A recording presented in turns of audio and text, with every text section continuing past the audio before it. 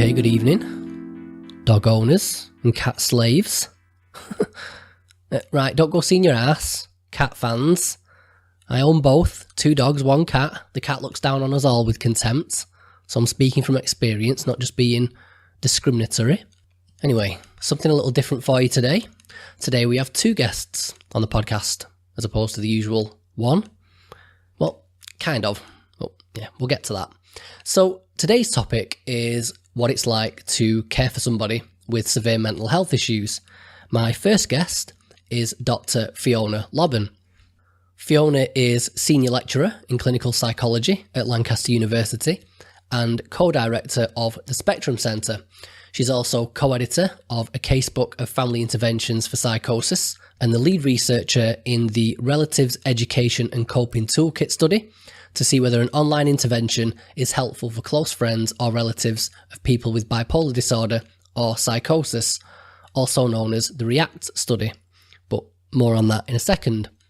Now, originally, I was only booked to speak with just Fiona. So I went up to Lancaster University, we sat down, we did the interview, went really well. But because neither myself nor Fiona have any kind of personal hands-on experience of caring for someone with mental illness, we were kind of talking about it in a very abstract kind of way. And we sort of realised that we needed maybe the input of somebody with actual hands-on experience to kind of put some subjective meat on the objective bones. I think I got my metaphors mixed up there, but you know what I mean. So this is where our second guest, Lizzi Collinge, comes in. As well as being Labour County Councillor for Lancaster East, Lizzi also works as part of the REACT research team at the Spectrum Centre, but specifically because she has first-hand experience of caring for somebody with severe mental health issues. So the way this episode is structured today is, so me and Fiona recorded our part of the interview, then we got Lizzi to come in kind of after the fact to kind of expand on some of the points raised, but specifically from a carer's perspective. So there's a bit of jumping back and forth going on, but it's all spliced together pretty well, if I do say so myself. So if you can't follow the thread, that's because you're a dumbass and not because I've not done a proper job of it, okay? So while the bulk of the interview is about the day-to-day experience of caring for and supporting somebody with mental health issues, it's also a call to action. You see, the REACT study that kind of sits at the gravitational centre of the discussion, it still needs people to sign up to it. Now, the trial only ends in September 2018, but recruitment actually ends on August 31st of this year, 2017. As of today, I think they still need to recruit another 137 participants, and it'd be nice if you, could go some way to helping them reach that target. So, if you're 16 years or older, a UK resident, and you currently care for somebody with either bipolar disorder or psychosis, then take yourself over to reacttoolkit.co.uk. That's reacttoolkit.co.uk. Click Start Registration and sign your sexy little ass up. Also, even if you don't care for somebody yourself, maybe you know somebody who does, so feel free to pass those details on to that person. So, what does caring for somebody with mental health issues consist of, and who typically takes on this role? In today's episode, we discussed the emotional impact that caring can have, such as feelings of self-blame, isolation, and the threat of social stigma, and thus why carers are more susceptible to developing their own mental health issues, such as depression and anxiety. We explore how caring can alter and sometimes destroy the dynamic of certain relationships, the impact that caring can have on people's social lives, the art of knowing when to step in and take control versus knowing when to step back and let go, and why communication is the key to avoiding anger and resentment. We look at some of the costs involved in caring and how it can sometimes affect a person's ability to work, the kind of support that already exists for carers and what needs to improve, the importance of speaking to other people with lived experience in keeping up morale, and all in all, why carers are ultimately the unsung heroes of our mental health system. If you're so inclined, you can follow the React Toolkit on Twitter. They're at React Toolkit. Nice and simple. You can also follow Lizzie. She's on there. She's at Lizzi Collinge. That's with 2 Zs and 2 Ls. As usual, all the relevant links and show notes will be available at myownworstenemy.org/podcast. If you'd like to support this podcast, there are various different ways you can do that. Just go to myownworstenemy.org/support. A few different options for you there. And, forget it. I think that's enough web addresses for one day.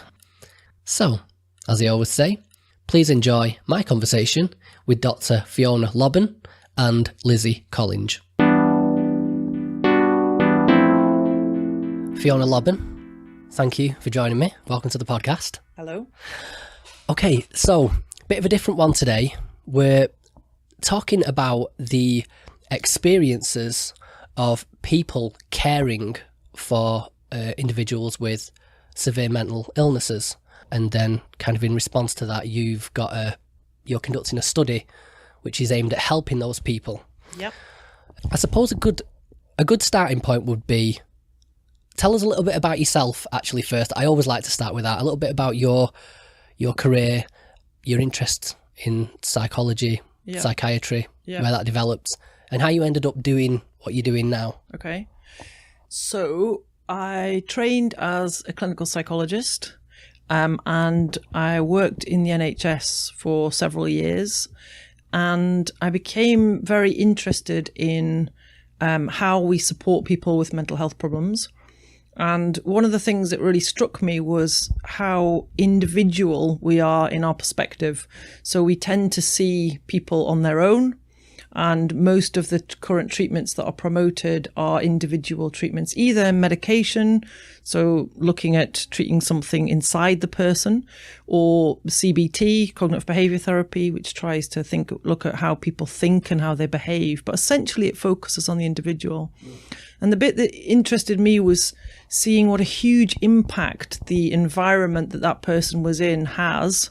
And particularly I was interested in the social environment. So where people are surrounded by lots of friends, family who support them, the outcomes can be very different from people who are very isolated and maybe don't have those social networks. And I think I also realized that the kind of skills that are needed and the interventions that are needed to support those social networks just weren't really happening. So I felt very keen to think about how we could explore that a bit further, I suppose. Okay. And so bringing that up to today, so you're doing something at the moment called the React study. Yeah. If you could give us the Twitter version of what that is, and like a very brief summary, because then we'll dig into it later. But it kind of needed to frame this conversation, I think, where we're taking it. So REACT stands for the Relatives Education and Coping Toolkit. And essentially, it's an online toolkit for relatives to help them in their role supporting people with a mental health problem. And it essentially offers them lots of information, so in-depth information about understanding what the different labels are, what the different services are, how to get the help they need, how to try and manage difficult situations that arise in those sort of relationships. And it also offers a peer support angle. So there's a forum and a direct messaging service online where they can discuss the particular problems they're having with other relatives who are trained to respond to those kinds of queries, and also just generally with other relatives who might have ideas that can be helpful or can at least share in their experience. Right, okay. So also, isn't this program, it's directed specifically towards people caring for someone with severe mental health issues? Yeah, so there's a lot of information that's general, so about being a carer is quite a general experience, but there is also a lot of really specific information that people need to understand about different conditions or experiences. So originally we developed React for relatives of people with psychosis. Yep. And in the most recent version, we've extended it to include relatives of people with bipolar disorder. Right. So that's a good starting point for us, I think, is to kind of establish why those two particular diagnoses are considered severe mental illnesses and why they pose specific challenges for somebody caring for somebody? So I think, first of all, the distinction between severe and the implication is not severe is actually really unhelpful and not accurate. So we know, so secondary mental health care services, which technically support people with severe mental illness or severe mental health problems, generally focus on psychosis and bipolar disorder.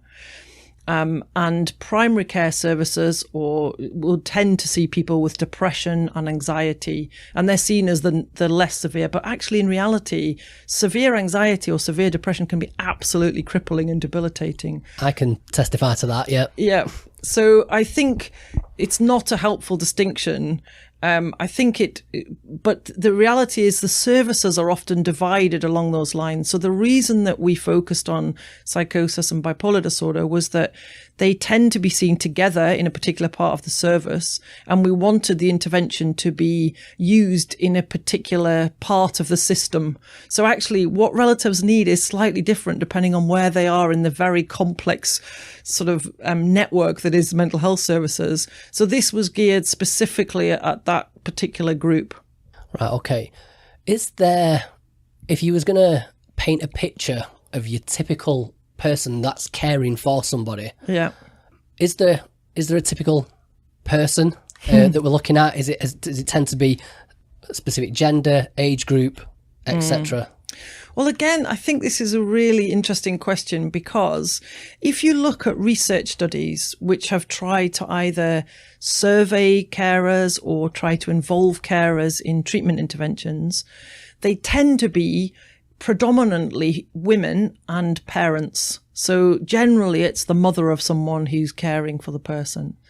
But actually, obviously, if someone has a mental health problem, there are a lot of other people who are involved in caring in inverted commas. So that's such a broad term and can be anything from being a friend to, or being a partner or a girlfriend or a boyfriend of. It can be children who are supporting their parents, and obviously parents as well. So actually, I think we need to really broaden our thinking about understanding the kinds of support that people get from different aspects of the networks. I think traditionally we've focused possibly too much on just that very specific, often parental relationship. So for example, there aren't many interventions that are offered for romantic relationships or for aimed at friends. And actually, they're really crucial relationships, especially in that age group around when people start to develop mental health problems, which is often kind of adolescence time. So they're moving generally away from, family relationships, and their peers and their romantic relationships are becoming really, really important. What am I searching for here? What are the specifics of caring for somebody with a mental health issue as opposed to caring for someone with a disability? In that, okay, so just for context, I've kind of got personal experience in both areas. So I've struggled with my own anxiety disorder, which at times was debilitating.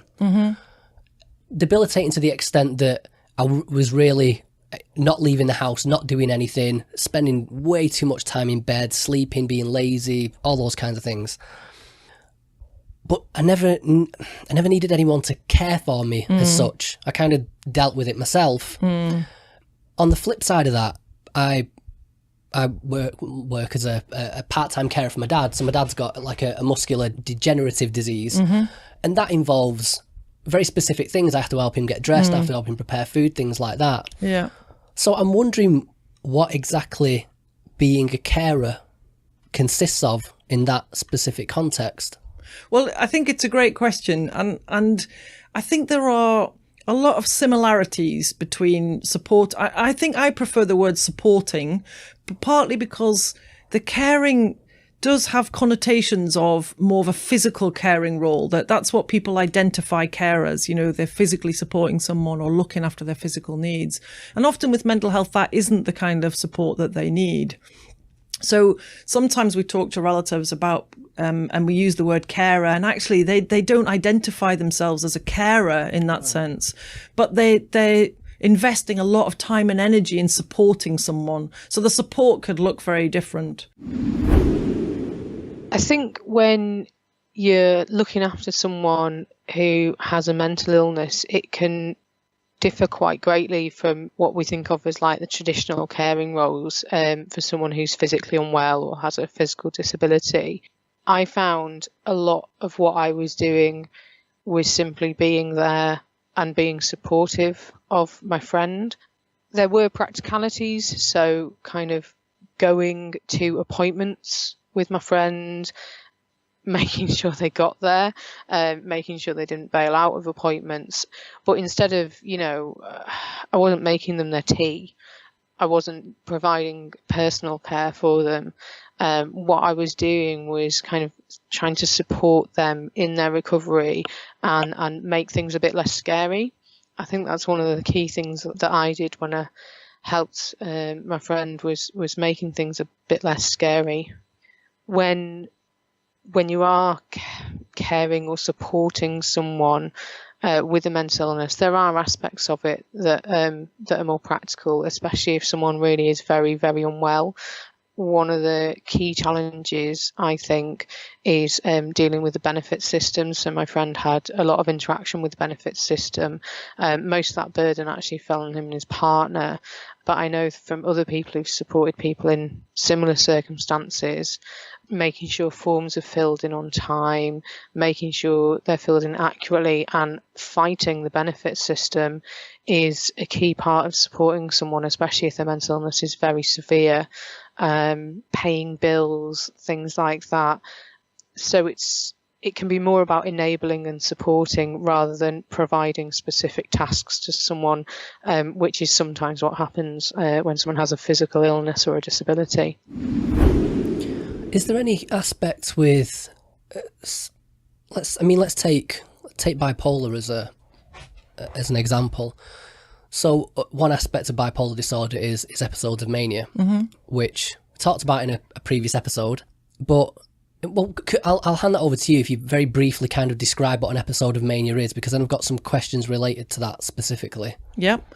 So when someone experiences mania, their mood becomes very high, which can be a very elevated mood state, but it can also be very irritable. So it's not necessarily a happy mood state, but they can become extremely energized. They can have racing thoughts, quite extreme ideas, and their mood is very much more elevated. And to be classed as mania, it has to have, and it has to impact on their ability to function. So it's, to the extent where they're not able to carry out things that they would normally be able to carry out. Yeah, but it can manifest in impulsive behaviours and absolutely, like reckless behaviour. So is one aspect of being a carer for, say, somebody with bipolar, is it trying to, I was going to say try and control the person, that's not quite the right word, but trying to act as a buffer against those behaviours?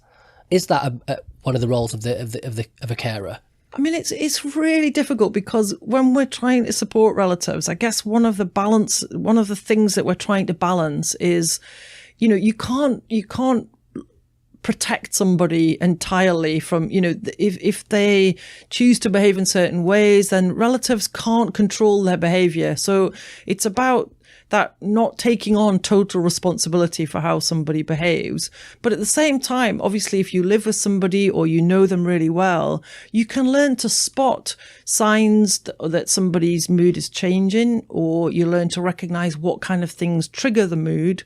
And what we try and work with relatives to do is to talk to the person and say, if I notice these sorts of things happening, what should I do? Like, how could I help? So, is it useful to have a conversation about it? Or would you like me to contact your nurse and let them know that I'm concerned? Or, and try and come up with a plan that everyone's happy with. Because actually that's a big problem for relatives. Often they are the people who first notice when somebody is becoming unwell, or, their mood's deteriorating in whichever way, or their thinking's becoming more confused. And actually it's knowing what to do that is going to, not damage the relationship, but is also going to get the person the support that they need. When you're supporting someone who is really quite unwell, a lot of what you feel you need to do is control what they're doing, try and steer their behaviour. And some of that's very necessary. I mean, if someone is trying to blow thousands of pounds on gambling, which happens in bipolar, or like the friend I cared for tried to kill themselves numerous times, obviously that is very necessary. But I think that one of the challenges of supporting someone who's really unwell is knowing when to stop trying to control behaviour and when to stop trying to prevent things, because often what can happen is that relationships are quite severely damaged and that trust is lost. I think it's especially challenging if there's a parent-child relationship, because as a parent, you really want to always protect your child and you never want them to be hurt. And it's very difficult to step back. With my friend, there was some things that I was definitely going to stop him doing, and that included killing himself. There were some things that actually, had I tried to control it, would have made it worse and would have really damaged our relationship. And it's a real challenge when you're helping someone to know when you need to step in and when you actually need to step back, not only for the well-being of the person, but for your own well-being. Because if you're trying to do everything and make everything right, what you end up doing is making yourself really unwell, because you're so stressed about every single behaviour. And I think there's real desire to control things, because if you think if you control things, you can make everything better, and that's simply not the case. Sometimes you have to step back and you have to let things happen, even if you don't like them, because ultimately in the long term, that's more helpful for someone's recovery. Right, so what I'd like to do now is most of the research I've done for this particular interview has come from Caring for Carers survey, I think it's called off the top of my head. I will include a link in the show notes. One of the things it's identified, which I do think would be ubiquitous kind of cross-culturally, is the kind of areas of burden. Mm-hmm. And so I'd like to kind of dig into those a little bit more, take them one at a time. So they've identified emotional, social, physical, financial, and relationship burdens. Mm-hmm. So if we could kind of just explore them one at a time. Yeah, what are some of the emotional burdens that a carer might experience, and why would that be the case? So, I mean, I guess the first thing to say is I think exploring this with relatives would obviously be a good step, because I'm not in that position. So I can only tell you based on talking to lots of relatives. But also I am a parent, so I could also imagine if this happened to one of my kids, what that emotional impact would be. And I think it's a couple of things. I think one of the key ones is that in our society, we tend to... when something happens to someone, especially a child, we look to the parents. The first thing that people go is, well, look at the parents, or, and so lots of parents in particular feel very blamed. They feel that, is it something that I did wrong? Right, is this my fault? And that is a particularly distressing challenge for people. And there is no evidence that that relatives and the way that people have been brought up causes psychosis or bipolar disorder. And it's tricky because there is evidence that they are linked to traumatic life events and to early abuse. But that doesn't mean that their parental, that their family situation is that link. So many people with psychosis and bipolar disorder have grown up in very happy families with very good parenting. But I think it's a natural question that we ask ourselves as parents, could I have done something different? And I know a lot of relatives really struggle with this. And so that has a huge emotional impact. I think the second one is the watching somebody go through something and not being able to solve it for them, when it's somebody that you love and see, you know, regularly, and you're kind of watching it happen, but you really feel powerless to solve it. And again, particularly parents, you know, we want to make the world better for our kids. We want to solve all their problems, and actually it's very difficult to do. So do you think one part of the emotional burden is because it's kind of upsetting to witness somebody suffering, someone that you care about, is that a carer's more, are they going to be susceptible to developing their own mental health issues as well, in the sense of, you know, suppose waiting for an episode of psychosis to kick in could be quite anxiety provoking. Yeah. And also just the long-term pressure that you're under could turn into a depression. Is that the case? Yeah, absolutely. So levels of anxiety and depression are very high in people who are supporting somebody with a mental health problem, higher than in the general population. So we do know that it does put people at risk. Wow. When you're supporting someone who's really unwell mentally, it can affect your own emotions really quite severely. I mean, there's some things you would expect. So if, like me, you saw your friend nearly die, or one experience I had was I was on the phone to my friend and they kept hanging up, and I thought they died every time they did that, and that obviously affects you emotionally. It genuinely feels like your heart's being ripped out your chest, and that's a sort of emotional experience that is very difficult.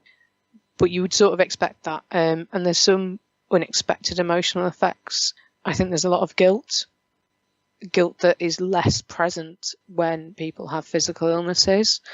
There's still a lot of stigma around mental illness.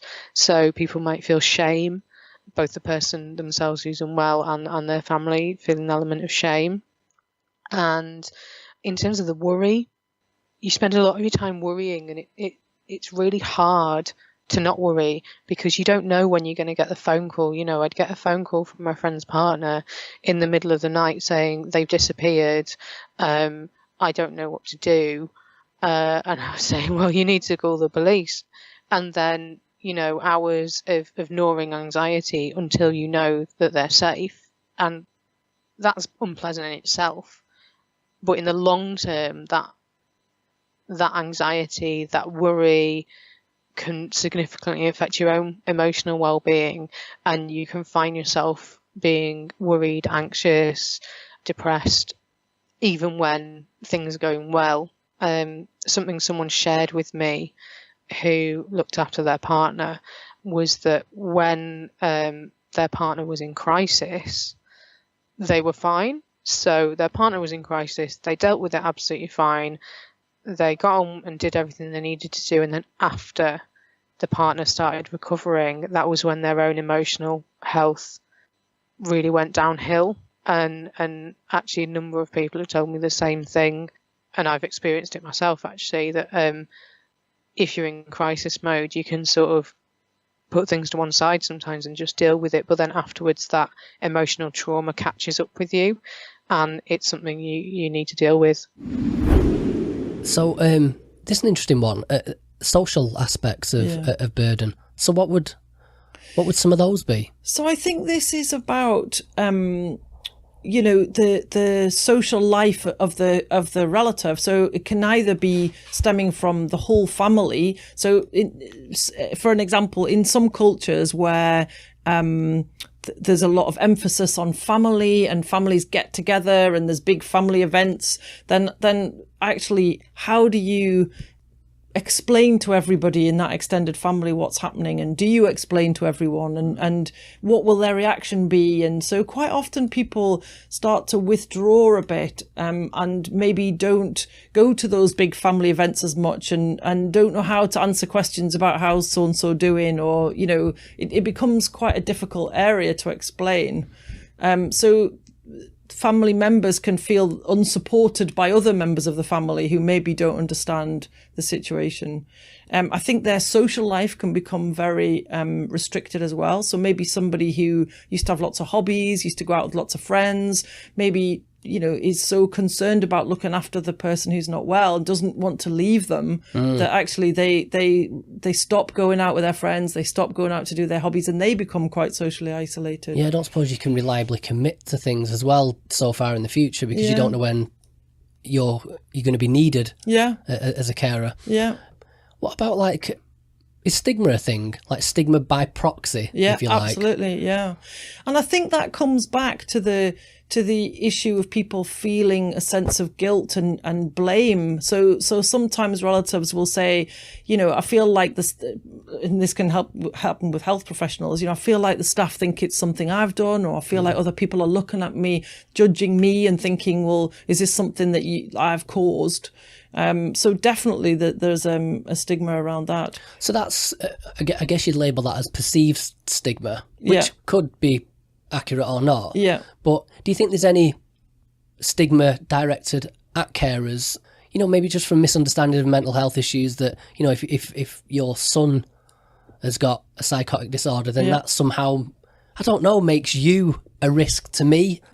Well, potentially, because mental health problems do tend to run in families, so there's higher incidence in other family members. So maybe there is a kind of perception that, you know, are you all right as well, or, you know, do you have a mental health problem? I guess we also have our own stigma, so we have internal stigma. We all grow up in a society where mental health is stigmatized, so, you know, it's easy for people to have their own self-stigma and think, is this something that I don't want to have, and have quite negative beliefs about that experience. So it is a big issue.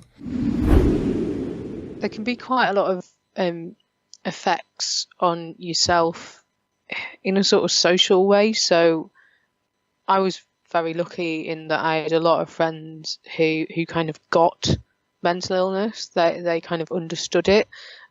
But I think a lot of families who are in the situation where one of their relatives is really unwell does suffer from the stigma that's attached to mental illness. I mean, we all know how awkwardly people can act when someone's being diagnosed with a physical health problem. That ain't anything compared to the awkwardness that people feel when someone's being diagnosed with a serious mental illness.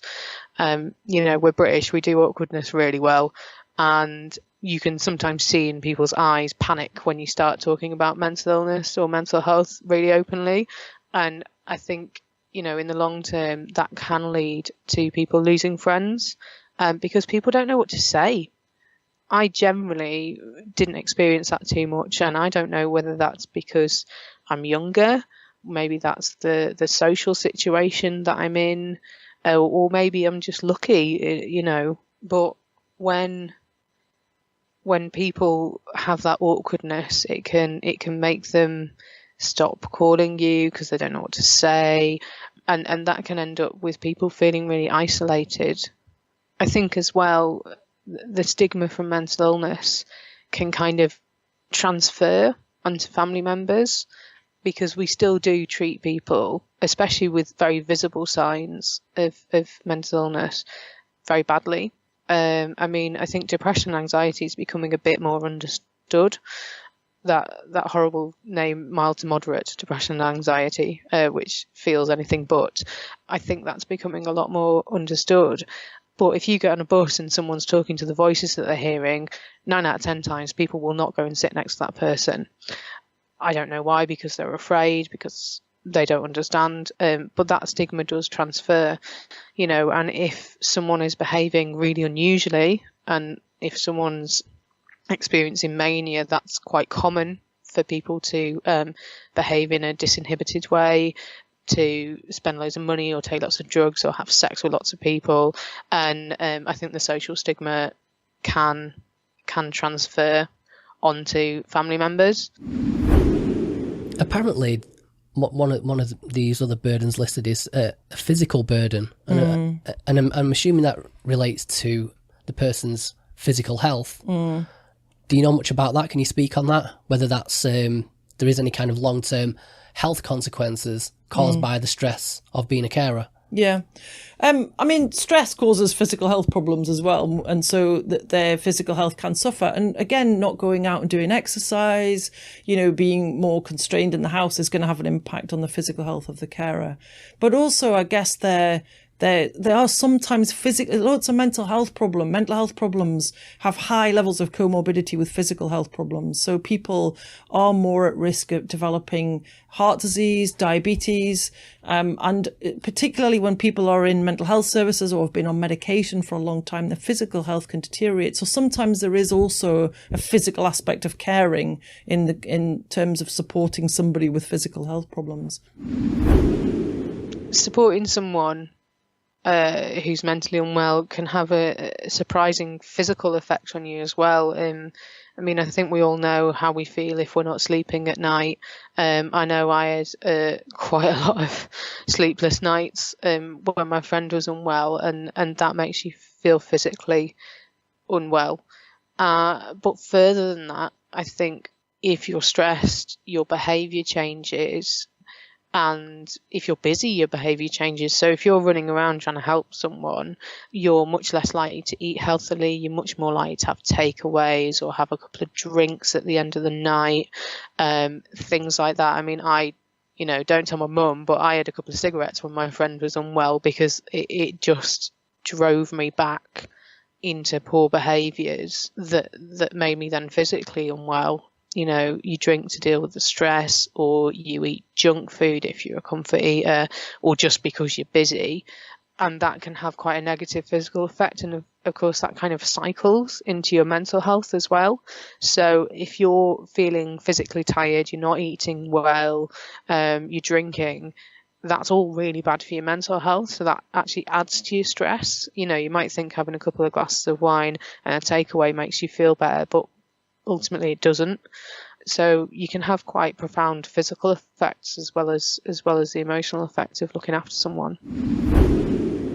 What about the financial realm? That's quite it doesn't seem immediately apparent what the financial burden might be. Yeah. So what are some of those?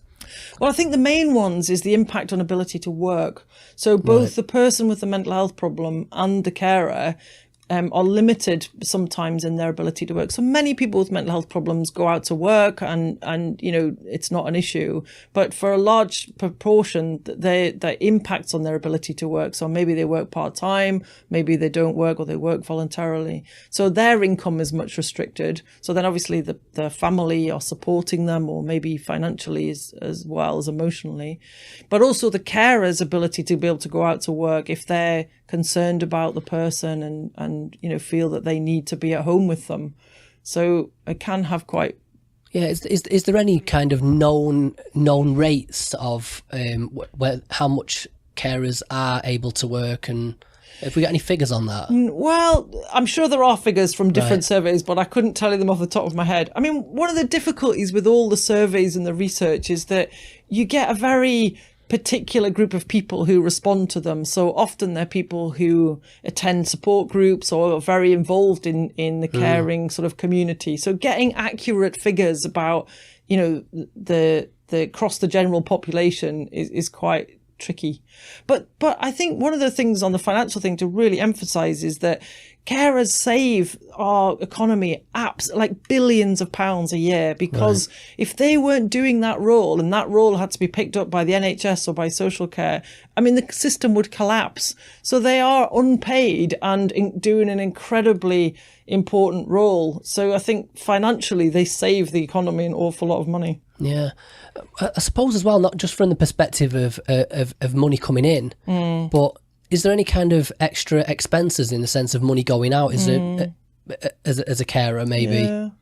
I guess if you were thinking about supporting someone in recovery, it might be that they need to attend certain groups, or you want to try and help them get back on track by funding courses that, educational courses, or learning guitar or a new hobby or something. So people might feel that they want to spend the money to support the person to try and help them get back on track. Yeah, it sounds like a bit of a downward spiral, that, as in, you're going to end up in a situation where you've got less money coming in because you can't work as much, but you also need more money going out to kind of help the person and get them back on track again. So there can be a financial impact as well.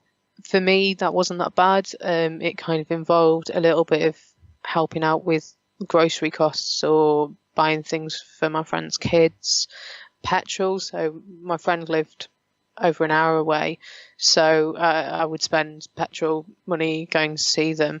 And the financial impact can change quite dramatically depending on the relationship. I think it's much less if you have a friendship relationship than, say, if you have a parent and child relationship, because again, as a parent, you just want to make things better. So I know of a number of people who pay rent for their child because they've blown their rent money when they've been in a manic state, make sure bills get paid, or paying mortgages when someone can't work. So I think the financial impact is very individual and can be obviously more severe for some people than for others. Okay, this one I think is the final one, which I kind of think is probably the most important one, is the relationship burden between the carer and the person they're caring for. Yeah. So what are some of those, what are some issues that kind of crop up there? Well, again, it's very different depending on the kind of experiences that the person with the mental health problem's having, and on the quality of the relationship before those started.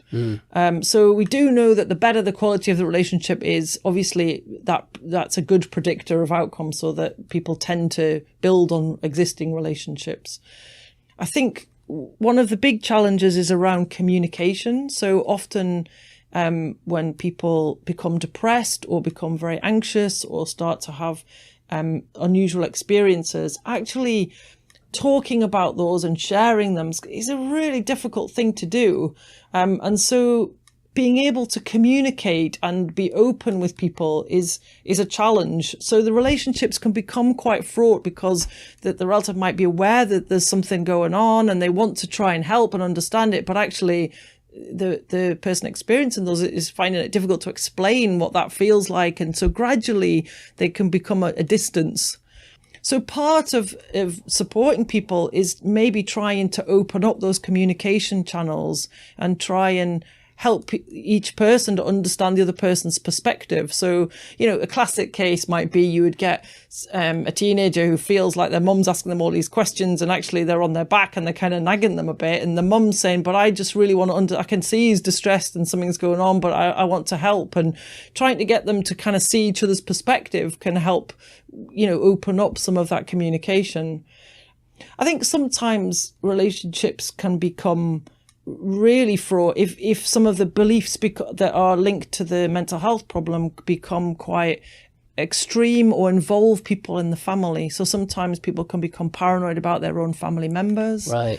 Or and become quite frightened, and again can then isolate themselves, and that can make the relationship break down. Yeah, I guess with some mental health issues that people can become irritable, very irritable. Yeah, and I guess it can be really hard on the person if they're trying the best to help you get better, and maybe the person's maybe lashing out at them or maybe not seeming appreciative of the help they're giving. That's certainly going to be a drain emotionally. Absolutely. And it can escalate to the point where people are physically afraid, so that there's physical violence or physical aggression in the relationship, and that's obviously a difficult situation as well. It's not always, I guess the other thing is relatives can become very irritable and very, these relationships are a two-way thing. Yeah. So I'm thinking, when my kids are doing something that I get frustrated by, it's lovely to think that I'll remain all calm and I'll try and have like these nights, but quite often I'm nagging them and I'm trying to get them, and you don't know what to do for the best. Do I back off now, or do they need a bit more chivying? And these kind of judgments about when to push a bit and when to back off a bit are really difficult and become even more important, I guess, when somebody's experiencing distress. I didn't think about it from that point of view, but it is definitely that two-way street. And from my own personal experience, I remember there's some occasions where so my speciality was agoraphobia. I'm really good at that. And So there'd be certain social events that I'd be attending, like with my family, my mum, my girlfriend, and there's always that point where they'd check in with me and be like, "Are you okay?"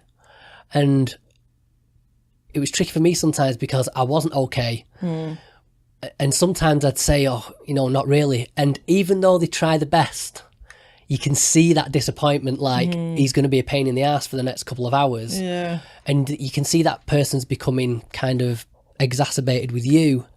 And that made me a little bit resentful towards them as well. So Absolutely. yeah, it is really, really complicated.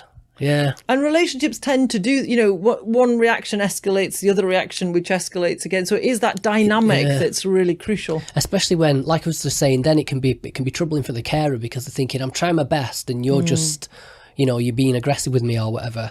But yeah, it can flip around the other way in that, if I'm going through a period of agoraphobia, I'm out here, I'm trying, I'm doing my best, but it's still not good enough. You're still kind of getting wound up by me. So I guess the other thing is it can work in a positive loop as well. So, sometimes just having somebody squeeze your hand and like is a kind of sign you're doing well kind of thing can really build someone's confidence and help them to feel that little bit better while they're out, say that, in that situation that you're describing. Or, if you can find a way of communicating, we're here with you, you're all right, that can actually have a positive loop that actually makes the person feel increasingly better. And I think with relationships, we do have to remember that people do talk as well about the positive impacts of these experiences. So although it is clearly really challenging and there are a lot of difficulties, if you ask people, do you think there have been any sort of positive effects of the experiences that you've been through, it can bring people closer together.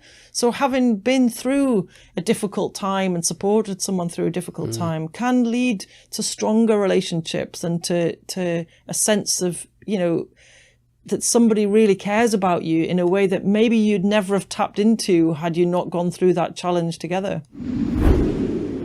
So when you're trying to support someone who's quite unwell, you usually have a pre-existing relationship, and it's quite interesting to see how some of the dynamics can change. So with my friend, we went from a relationship of going to the pub, having a laugh, going to each other's houses, I'd help look after their kids, to one of me picking them up from the side of a road in the middle of the night. Every conversation was miserable and they were just deeply, deeply unwell. So to go from just having a mate who you have fun with, to a relationship of support can be really difficult for both sides. I mean, for me, for a while, I felt like I'd lost my friend. I felt like we'd lost that fun relationship because every time I saw them, it was because they tried to kill themselves or they'd ran away or they'd been drinking too much. And that can affect the dynamics. And I think it's difficult for the person who's unwell because it doesn't feel good to rely on other people for most people, I think. It doesn't feel good to have to be that vulnerable with your friend. I think it can feel that you go from a relationship of equals to one where one of you is the problem. And that's not a nice feeling, is it? A lot of what people say to me is, I'm not upset at the person, I'm upset at the situation, and I'm sad because they're sad, is one of the really key things. But yeah, it's very difficult when you're unwell yourself. It's really difficult to understand the impact you have on other people, and also, especially if there's depression involved. Depression makes you feel worthless. It makes you feel like you have no value, and a lot of the time, when you're very depressed, you won't understand that your family love you. You won't understand that people care for you, and therefore you can't really understand the effect that it has on people because you don't feel that love is there, even if people are demonstrating it. And I think when there's other types of relationships, especially parent and child relationships, I think, where although this could, I suppose, could apply to partner relationships as well, where, you know, when you're an adult, you do have a slightly different relationship with your parents. But if you go into a caring and cared for relationship, I think a lot of parents slip back into thinking of you as a child. I mean, I know it took until I was 30 and a mother myself for my own mother to stop treating me like a child sometimes. And I see that dynamic quite often, which must be intensely frustrating for the person being supported, because it doesn't matter how unwell you are. If you're an adult, and you don't want to be treated like a child. So the effect on your relationship dynamic can be quite intense, and changing that back again can be quite a challenge. So, you know, for a while I felt that my relationship with my friend was all about problems, and I was the person that was called when things were going wrong. I was basically their crisis manager, and that can breed a little bit of resentment, really. And, you know, and to be perfectly honest, I actually see less of my friend now that they're well and they're doing really well. But that makes me quite happy, because I know they're busy, they're doing things. But at first that could feel a bit hurtful, really. But now I understand that when I see less of them, it's because they're doing really well, and I'm happy about that. I think it's, with my friend, we've actually forged quite a deep connection, even when we don't see each other very often. You know, it feels like we went through something together that was very difficult, but very meaningful. Some of my friends' problems were caused by trauma, emotional trauma, really quite severe emotional trauma. And to go through that with someone and to see them come out the other side is a really intense process, and it feels like we have a connection now that we didn't have before, when we were just mates and, you know, we went down the pub. And it's something that's quite important to me. But I guess that positive outcome is going to be dependent on, like we were just saying then, how you manage that relationship, and as long as the communication's there, because probably obvious to everybody else, but it kind of stood out to me that that communication aspect and maintaining that relationship and being honest with each other, that's the thing that's going to keep you in that upward spiral, that you as the person suffering won't be putting as much pressure on the person that's caring for you, and which is it's more likely to the carer is going to be happy and feel less stressed, less anxious, and then in turn they're able to care for you better without feeling so much pressure. So without that communication, you're in that downward spiral where, Jesus, the two of you are just getting worse and worse, driving each other crazy together. I think what the communication does is allows you to keep being able to see it from each other's perspective. Right, that's a good way of putting it. I think that's the key, because then you know that when if it feels a bit like someone's, I don't know, nagging a bit, you understand that they're doing that because they care and they want to help, not because they're just trying to give you a hard time. That's quite a different impact of those two attributions or beliefs. I think like in any relationship really, honesty and good communication is really important, because generally speaking, people make a lot of assumptions about what other people are thinking. They make a lot of assumptions about what a situation is, rather than sitting down and actually talking about it. And when relationships are good and people are well, like, you can kind of get through that, and sometimes you'll have little arguments or whatever, but we're kind of used to that. But when someone's really unwell, good communication is really important, because sometimes when people's behaviour is different because they're unwell, they can do really quite hurtful things, and it's quite difficult to communicate that in a non-blaming way, and it's quite difficult, I think, for carers to feel heard and for the cared for person to feel heard. So actually, direct, honest communication can make things a lot better. I know with my friend, I kind of shed a lot of the sort of euphemisms and shyness that people have when talking about emotions, mental illness, because, you know, we're British, we don't talk about emotions. And I shed a lot of that because that was the only way we could talk and actually things get better.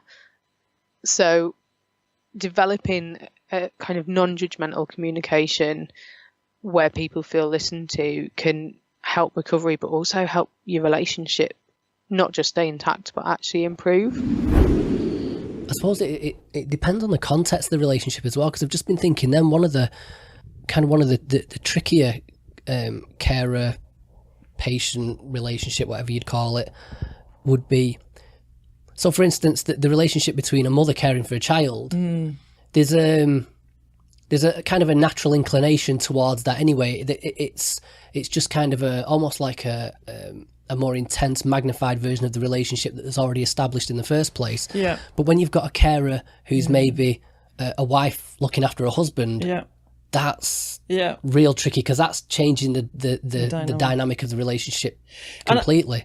Yeah, absolutely. And I think one of the interesting challenges there is to be able to move in and out of different kinds of roles. So for example, somebody who has bipolar may have times when they're absolutely functioning great, they're fine, they're not having any problems with their mood. And then other times when they're very depressed and they need a lot of help. And I think to be the partner of that person, you know, if you want to maintain the relationship as a relationship of equals, then it's about being able to move in and out of a supporting, caring role when somebody's depressed, but also, you know, moving back into an equal relationship where you're demanding things from that person in return when they're well enough. And actually, it's a bit of a dance, really, that can be very difficult to do. Yeah. So, well, that, you know what, that's a nice little segue into kind of the next section, where I'm interested in what kind of support already currently exists for carers in terms of, you know, whether there's like government support, just kind of charities, things like that. And obviously the inspiration for this is there's a reason that you guys have gone on to create this React program. Yeah. There's something lacking. Yeah. So I'm interested in what's already there that's available to people. And specifically, just tying it into that last question, is there anything available for people to help navigate those relationship aspects as well? So when someone's diagnosed with a mental health problem, all relatives should be given information and support through that process. So, and where there are issues in the relationship that people want to work on, that's where the structured family intervention comes in. So the information support is generally, or traditionally has been like, some written information, like a leaflet or something explaining what is psychosis, or a conversation saying this is the diagnosis that your son or your partner has, and this is what it means, and a sit down conversation. Yeah. And then some ongoing support from the mental health team that would be seeing the person with a mental health problem. So really they would support the key people involved. But like I said, the reality is that some relatives feel that doesn't happen, and it is a tricky one. So sometimes the staff, you know, the service user might say, well, I don't want you to talk to my partner about anything that we talk about. And then they feel very stuck between, well, what can I share and what can I not share? That's a whole nother podcast looking at that. But it's a tricky area to navigate. So what we wanted to do with React was to make sure that all relatives could access high quality information directly that didn't depend on them being given a pamphlet or not or being a conversation with a care coordinator that may or may not happen. So by putting something on the web that had lots of information, and we spent a lot of time working with relatives and with clinicians and developing the content for the toolkit. So the toolkit has 12 modules in it, each of them addressing a key issue. So understanding what psychosis is, understanding what bipolar is, understanding services and who to go for the different sort of help you might need, understanding how to manage challenging situations, looking after your own stress and how that happens, etc. So we took the key challenges that relatives face and developed a module around each one. And the module has lots of information in, it has video clips of people sharing their experiences, so that we knew that people would access that kind of standard information. And really, it empowers relatives to go back into services and get what they need because they understand what they're entitled to and how best to get that help. So the support that's offered to people who are caring family members really varies from where you are. I believe in some areas it's very good. In my experience, I was offered no support whatsoever. And that could be because I wasn't a family member, because I wasn't at every appointment, because I wasn't down as next of kin, I don't know. But I certainly wasn't offered any support as a supporter. People have this idea that the NHS or the mental health system is one system, and it's not. It's hundreds of different organisations all trying to work together, working across boundaries, and all with their own organisational culture and all with their own processes. So one mental health trust might have fantastic carer support. One local authority might have fantastic carer support for carers of people with physical illnesses or disabilities, but quite poor support for people who care for people with mental illness. So the support you get is very dependent on your local situation, and currently is, like pretty much all of the mental health system, pretty appalling. I mean, there's different reasons for this. One of the main reasons I feel is the demand for mental health care and the demand for carer support and the demand for social care, which is often an aspect of mental health that's forgotten about and is not an NHS responsibility. It's a local authority responsibility, and supporting carers is more or less a local authority responsibility. They're under enormous strain, both from demand, so demand for services is at a record high, but also from funding. So NHS funding has stayed fairly static and the demand has risen, and that's where that pressure is coming from. In local authorities that provide social care and are responsible for doing carers assessments, which is, I'll talk about in a second, their funding has been so dramatically reduced. So in Lancashire County Council has had a 62% funding cut since 2010. And dealing with that inevitably means services go, well, they're reduced. So the picture for carers and the care they get is really patchy. And this is despite the fact that we have now a fairly good legislative framework for carers. So the 2014 Care Act came in, and that's actually a really good piece of legislation that sets out quite clearly both how someone who might need social care should be assessed and care provided, but also how carers, people who support other people both for physical and mental illness, how they're supported and how their needs are assessed and how their well-being is looked after. And it's really quite a good piece of legislation, but it's almost impossible to put that into practice because of the massive demands on services and the massive funding cuts that are there. So the picture for carers is not great, as is, to be honest, the picture for people who have a diagnosis of mental illness, because the services and the systems are creaking, if not broken, in some places. So so I guess instead of somebody going out there and kind of on Google, seeing Dr. Google and pulling information from various sources and trying to figure it out for themselves, the idea with what you're doing is we've done that bit for you. Yeah, exactly. We've gathered together all the information you need, so it's almost like, I guess, like taking a course. Yeah. In what the person has to. Is it about what the person has to do, what to expect, what to deal with? Just, I mean, I know you've kind of you went through some of the headings there, but if you could give a kind of a broad overview of exactly what somebody could expect from this. I think the two things that people come away with, hopefully, or what we're trying to do, is to help people to develop a working model of what's happening. So understand the kind of experiences that their relative might be having, and to have a conversation with them about what they are. So, obviously everybody's different, but sort of, if certain terms are used by health professionals, what do they mean? So there's a lot of, jargon in mental health, and this kind of tries to break that down a bit. So, what are hallucinations? What are delusional beliefs? What does thought disorder mean? And all that kind of stuff. So, but really information about what's going on.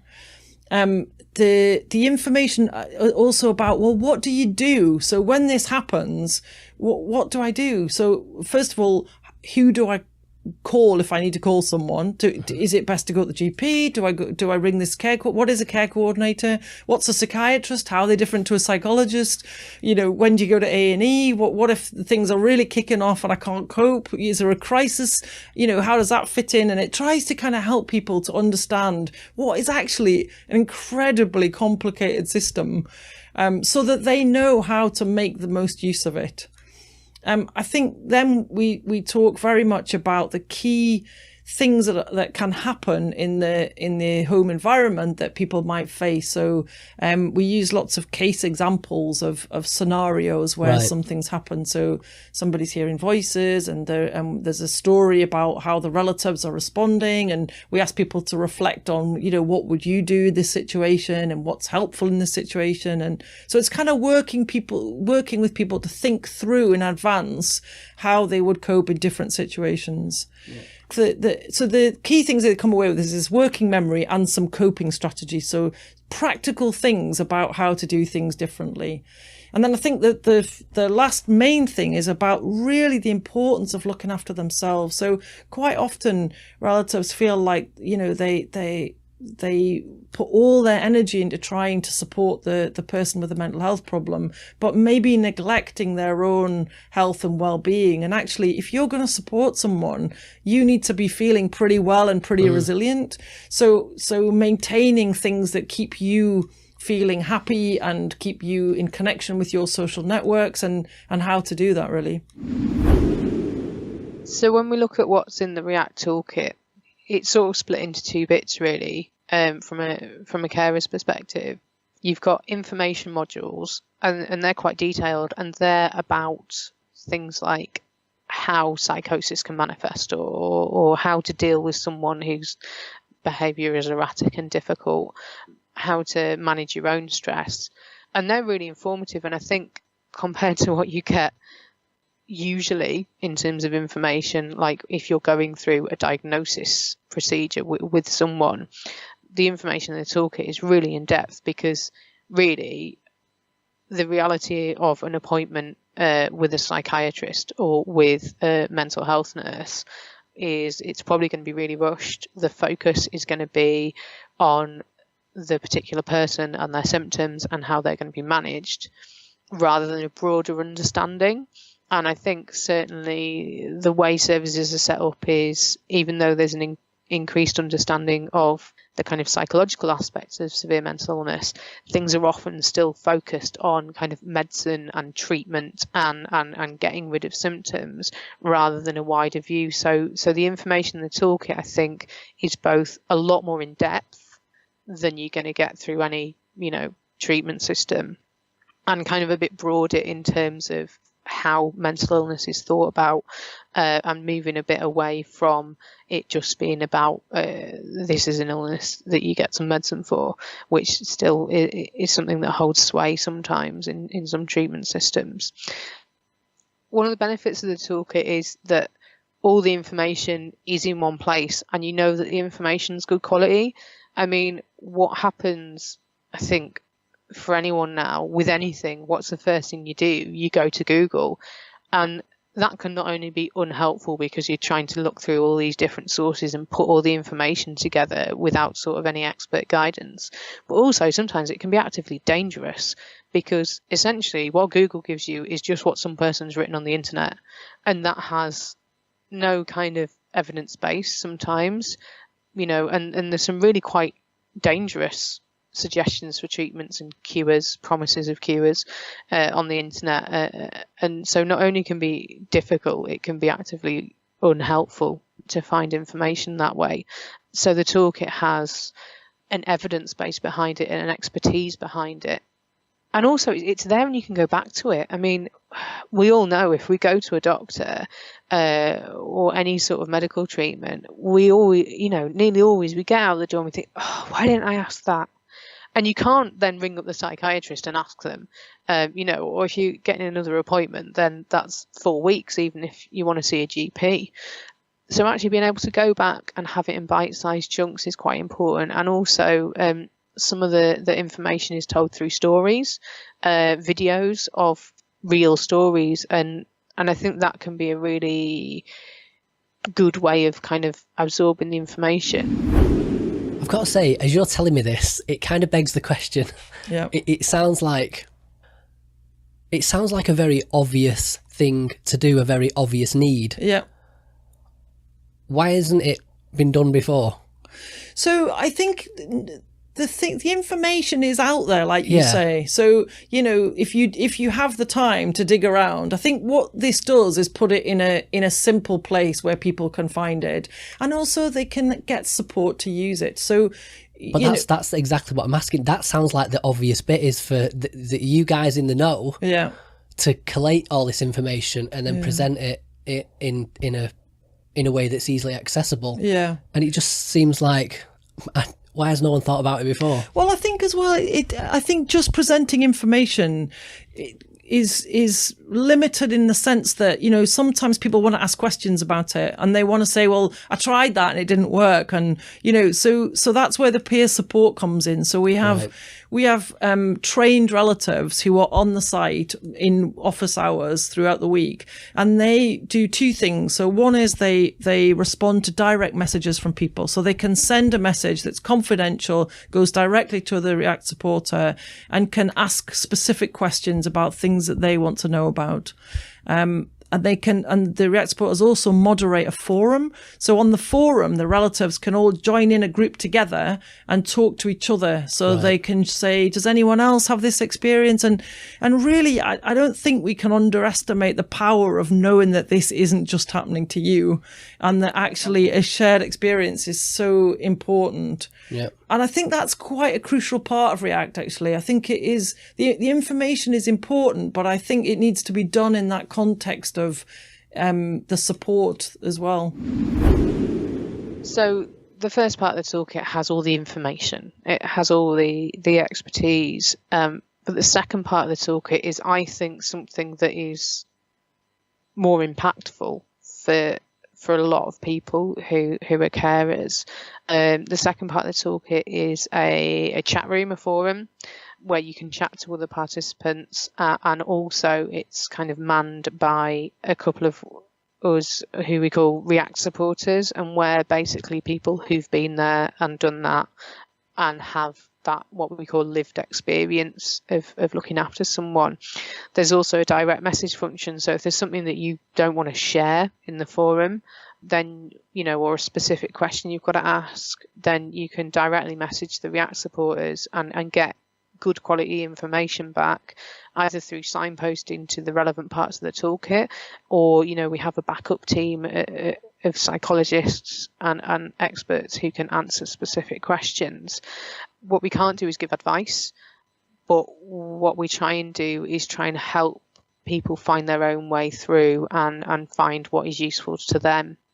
But the really key thing that both the forum and the direct message service offer is, I think, a chance to be heard and a chance to see that you're not alone, and that the things that you're feeling or the things that you're experiencing are totally normal. Time and time again, I see on the forum, it's so good to know that I'm not the only one. It's so good to see that other people have had exactly the same experience than me and come out the other side, because we have such a range of experience from people who are on the forum, who, you know, some people are coming into the forum and, you know, their relatives just had a diagnosis, you know, it's really quite a new thing. And then there's other people who've been dealing with it for 20 years and have a lot of experience of the whole range of issues that come up. Sometimes if you hear something off healthcare workers or social care workers, you might think, oh yeah, right, whatever. You don't live in the real world. When you hear something from someone else who's been in that situation, that has credibility, because you know that other person understands how difficult things are for you. So when they suggest something for your own well-being, like, why don't you go out for a walk, or why don't you go to the cinema, you know, if you hear that from a doctor, you might think, well, you don't know what it's like, I don't have time to do this, I don't have time to do that. If you hear it from someone who's been there, you think, oh, well, if they think it's a good idea, maybe I should do it. And I think that credibility is quite important and can be quite powerful when you're in that situation. And I think it's that peer support and that feeling heard that can really make a difference to people's emotional well-being, and really make you feel less alone, really.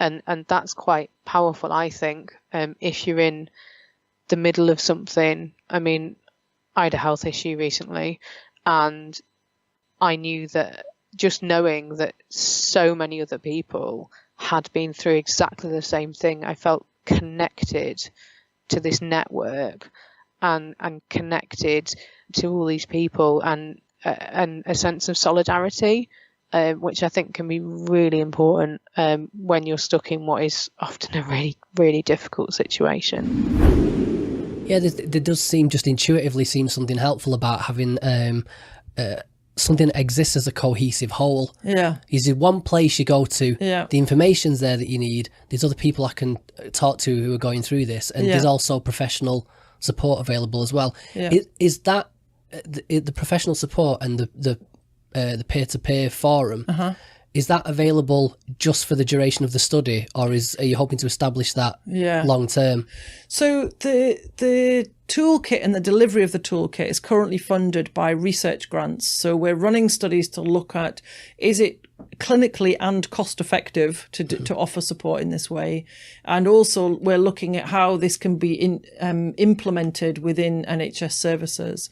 But the funding runs out at the end of next September, and our challenge really is to think, how can we keep this if it shows that it's effective, because obviously we're collecting a lot of data to look at how relatives have found this, have they used it, did they find it useful, and some questionnaire data to look at the impact on their levels of distress and their levels of well-being.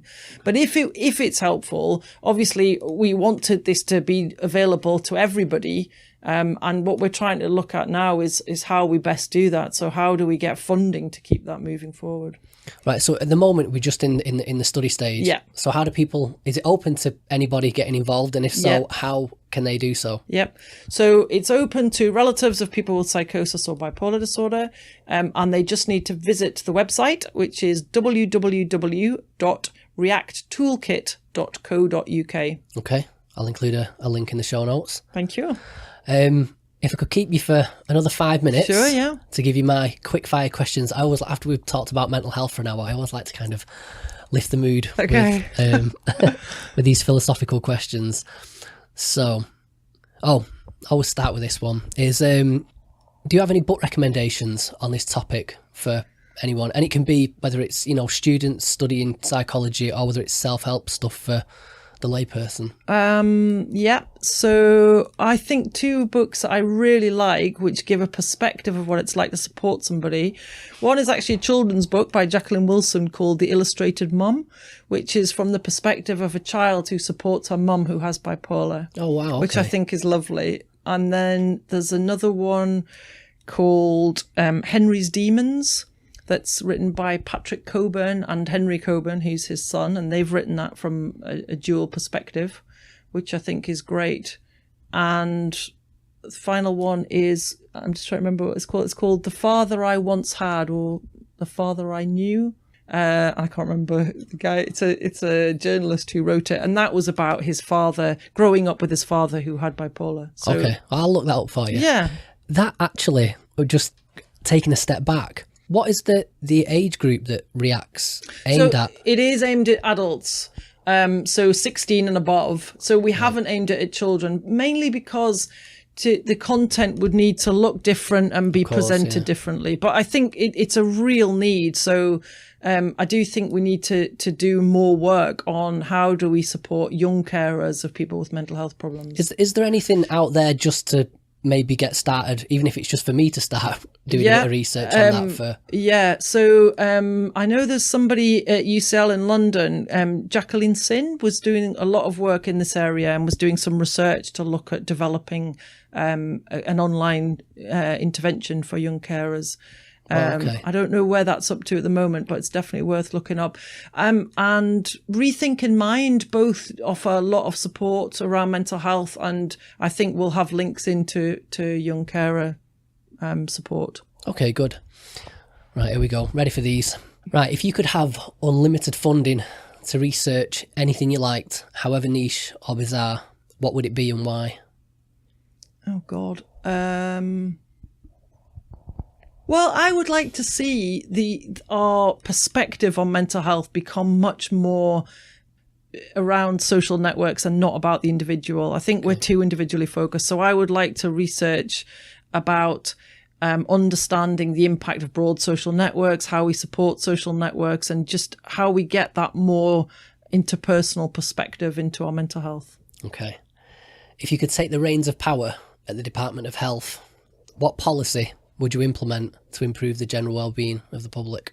Well, I'd make the mental well-being of the public. I would have a 4-day working week, because I think we have far too many people working really long hours and other people who can't get a job. So I think we should spread it all out a bit more. Oh, I could see that going wrong though. All the employers would do is they'd make the 8-hour days that were spread over 5 days into 12-hour days. Oh, during the 4 days. You can't. No, you're not allowed to do that. You're not allowed to increase the hours. What's the best piece of practical life advice that anyone's ever given you? Enjoy it all more. So I think you can go through life and it's all going fine, but you're still worrying about things and worrying. And actually, if you can just let go a bit and you're only here for a short time, just enjoy the ride. Enjoy it all more. Yeah. I like that. Okay. What mistakes do you continue to make despite knowing better? What mistakes do I continue to make? Do you mean in life in general? Yeah, anything, whatever. I always want the answer that springs straight to mind. The first one. Trying to control things too much. I think there's a lot to be said for don't push and don't control, and actually things will find a way of just being. Okay. Final 3. What part of your career are you most proud of? Possibly React.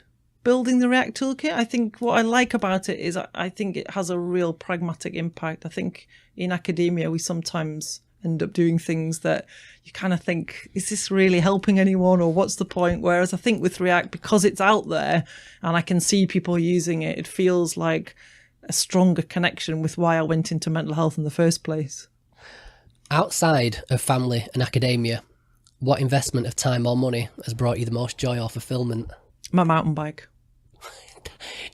Honestly, I don't know what it is with psychologists.